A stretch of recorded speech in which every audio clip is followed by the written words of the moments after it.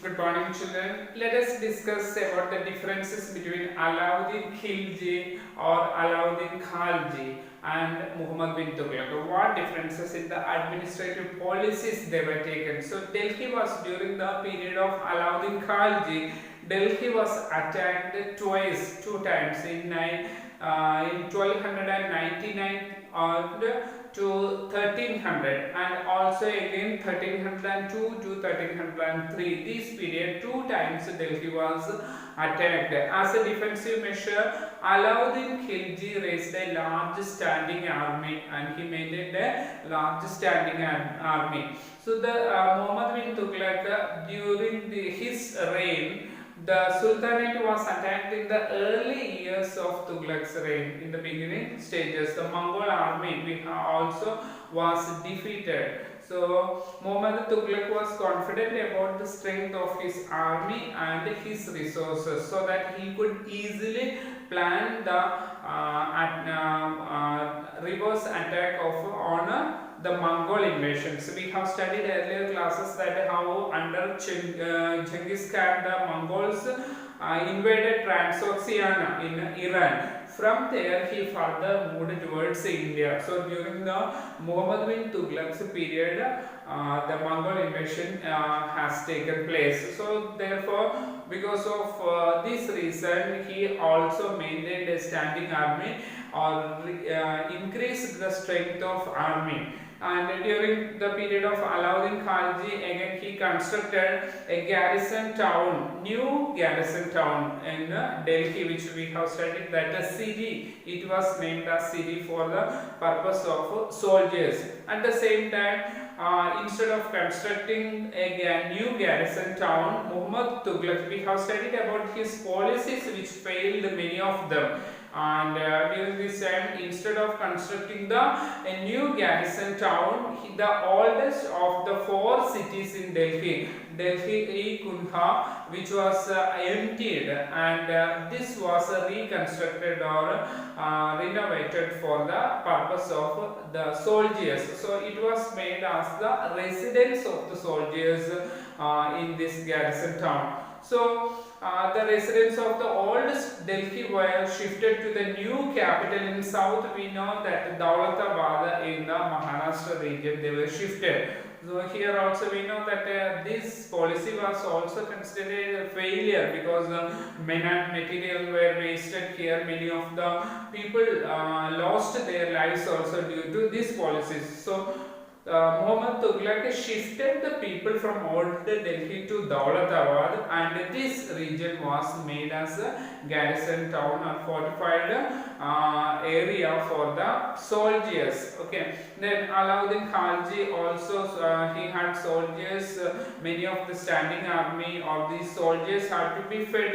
For this purpose, the products from the farmers he collected. We can know that 50% of the peasants' yield or the produce from the agriculture field was collected as taxes. So Alauddin Khalji collected 50% of the agriculture produce as taxes is in the regions, especially in the Ganga Yamuna river basin or the plains. The produce of the farmers were collected about 50% as taxes.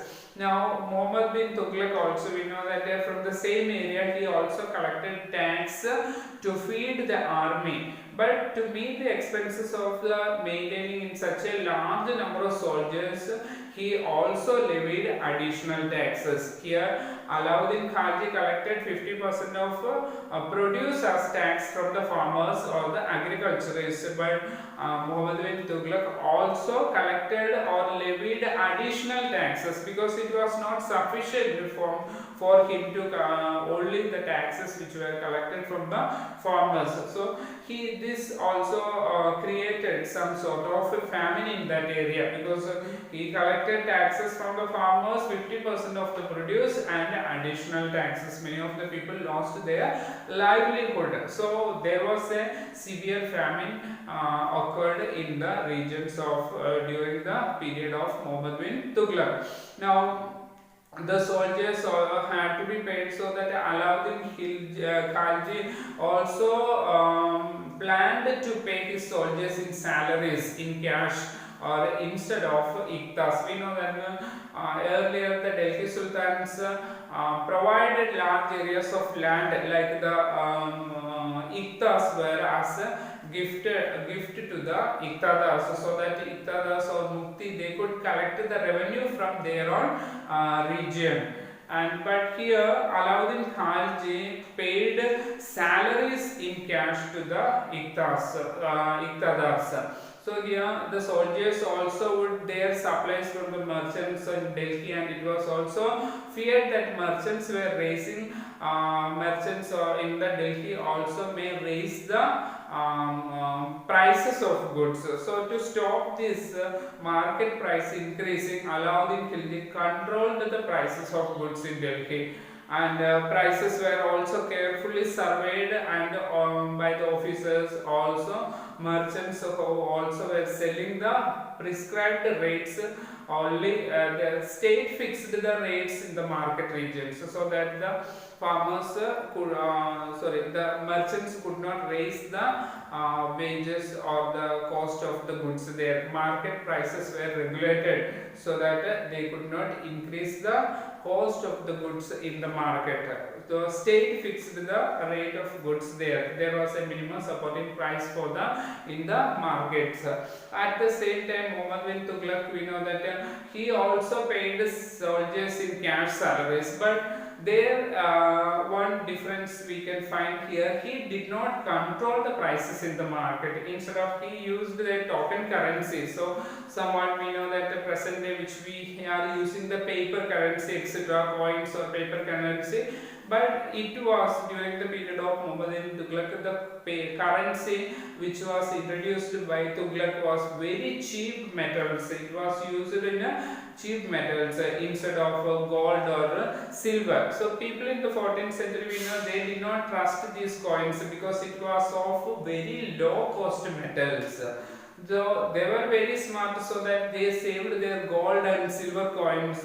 Only they paid all their taxes to the state with this token currency, because it is all low value currency, and this cheap currency also could be counterfeited easily. We know that this system of token currency, especially this was copper currency or this token currency, and shifting of his capital from Delhi to Dawlatabad, these all were the policies of Muhammad bin Tughlaq failed completely. So these all were reasons for the administrative failures, and he lost his power also. Now coming to Alauddin Khalji, we know that administrative measures, we know, quite successful he was, and all the chronicles or chroniclers praised his reign for cheaper prices of goods in the market, and at the same time efficient supplies of goods in the market, etc. So during that period also Mongol invasion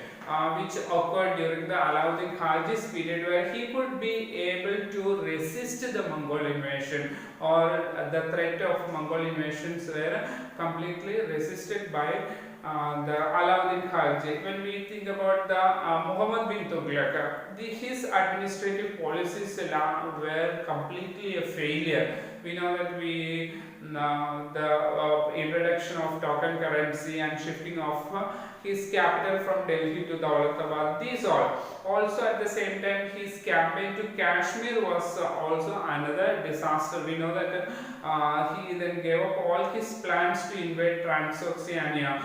So because of his failure of many of the policies, and campaign into Kashmir also failed completely. So all these administrative policies show that all the chroniclers also in the books describe that all the policies of Tughlaq was completely failure. Mainly his shifting the people to Dawlatabad was also reshifted to Delhi because there was no water facilities in the Dawlatabad region. People who long journey from Delhi to Dawlatabad also made a loss of property, and people also many lives were also lost. So these all mainly find and the token currency which was introduced by Alauddin Khilji also Muhammad bin Tughlaq also was had to be cancelled later. So these all policies were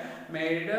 These were the differences of Alauddin Khilji and Muhammad bin Tughlaq. These two rulers ruled over the Delhi regions as Delhi Sultans completely were different policies they both of them adopted. So in the coming class we will study about how was the Delhi Sultanate in the 15th and 16th centuries. What were the differences we can find in the Delhi Sultanate during the 15th and 16th centuries.